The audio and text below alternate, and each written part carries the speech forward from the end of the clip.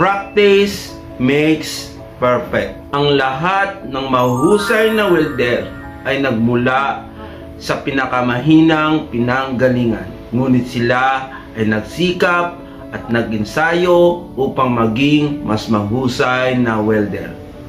At ito naman ang mga paraan para laging mapanatili ang kalidad ng iyong hinang.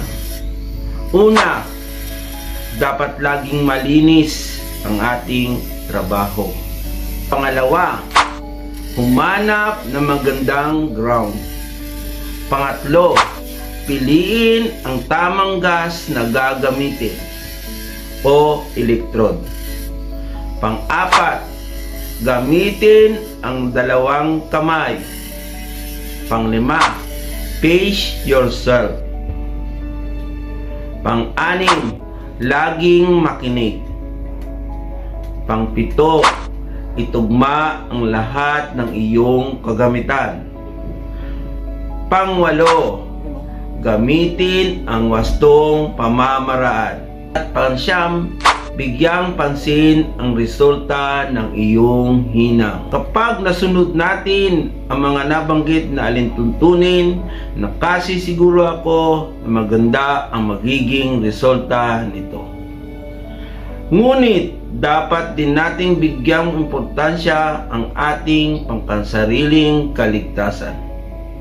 Ugaling maglagay ng fire blanket sa lugar kung saan tayo nagwe-welding para maiwasan ang posibleng pagkalat ng apoy. Maganda ng fire extinguisher at first aid kit para sa agarang solusyon sakaling magkaroon ng aksidente.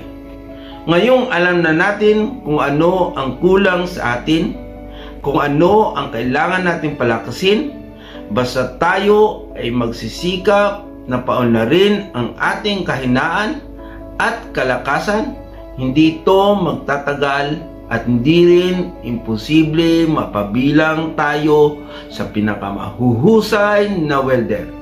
Hanggang sa muli, safety first!